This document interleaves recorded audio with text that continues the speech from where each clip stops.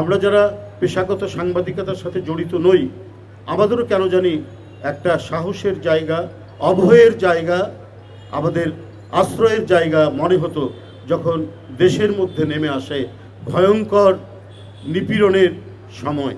যারা ন্যায়ের পক্ষে, সত্যের পক্ষে, সরকারি নিপীড়নের বিরুদ্ধে যারা আওয়াজ তোলে, যারা প্রতিবাদ করে, তাদের একটি আশ্রয়ের জায়গা।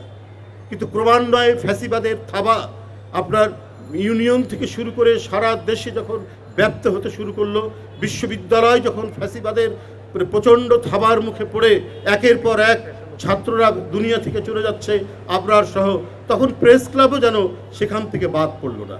কেউ সাহস করে দাঁড়িয়ে কথা বলবে বা তাদের নিপীড়নের বিরুদ্ধে যে দাঁড়াবে সেটার কোনো সুযোগ ছিল না। কারণ প্রেস ক্লাবের ভিতরেই ফ্যাসিবাদের এমন থাবা এখানে তৈরি হয়েছে, অনেকেই যারা গণতন্ত্রের পক্ষে তারা মৃদুভাবে আমাদের সাথে কথা বলছেন, প্রকাশ্য কথা বলছেন।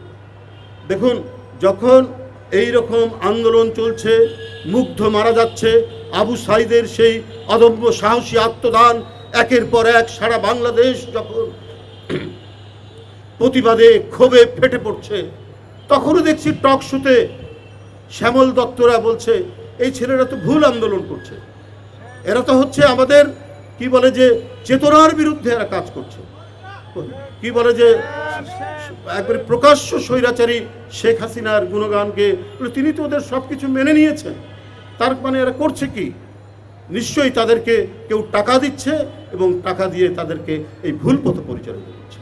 এই ধরনের মিথ্যাচার করে জনগণের একটি ন্যায়সঙ্গত আন্দোলন এবং এই ছোট বাচ্চাদের এই আন্দোলনকে, তাদের রক্তদানকে যারা কলুষিত করার চেষ্টা করেছে, তারা কি সভ্য মানুষ হতে পারে? তারা সভ্য মানুষ হতে পারে না। উগান্ডার প্রেসিডেন্ট ইদি আমিনকে একবার বলা হয়েছিল যে আপনার দেশে মত প্রকাশের স্বাধীনতা কেমন? তো বলেছে মত প্রকাশ করা যায়, কিন্তু মত প্রকাশের পরে তার স্বাধীনতা থাকবে কিনা এটা আমি বলতে পারছি না। এটা ইদি আমিন উত্তর দিয়েছিলেন সাংবাদিকদেরকে। ঠিক একই রকম পরিস্থিতি, একই রকম আপনার পরিবেশ তৈরি করেছিলেন, সেটি হলেন শেখ হাসিনা। তিনি অনেক টেলিভিশন ছিল, সব কিছুই ছিল, কিন্তু বাকশালের এমন একটি নতুন রূপ দিয়েছিলেন, সেটা হচ্ছে থাকবে সব কিছু, কিন্তু কথা বলবে একজন এবং একজনের কথাই প্রচার করা হবে। এইটাই ছিল তার মূল লক্ষ্য এবং সেইভাবেই তিনি কাজ করেছেন। ৭৫-এর বাকশালকে নতুন রঙে, নতুন ঢঙে তিনি প্রতিষ্ঠিত করে গেছেন।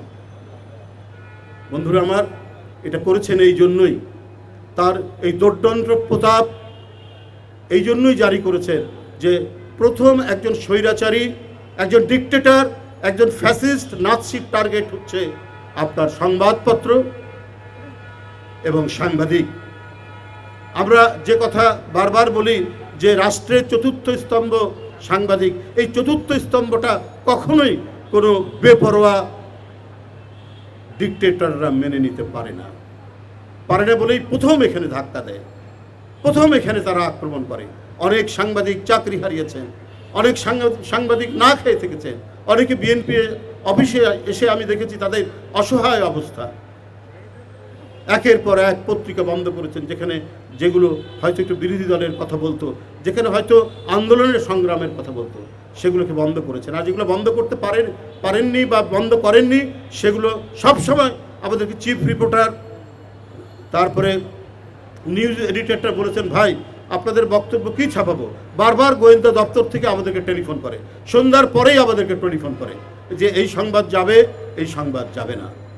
কারণ এইভাবেই নিয়ন্ত্রণ করতে হয়েছে, এইভাবেই বাংলাদেশের টাকা যে তারা পাচার করবে, তারা যে হরিলুট করবে, তারা বাংলাদেশ ব্যাংককে নিঃশেষ করে দেবে, সোনালী ব্যাংককে নিঃশেষ করে দেবে। তো এই সমস্ত অপকর্ম ঢাকার জন্যই তাদেরকে টার্গেট করতে হয় গণমাধ্যম এবং গণমাধ্যমের সাংবাদিকদেরকে।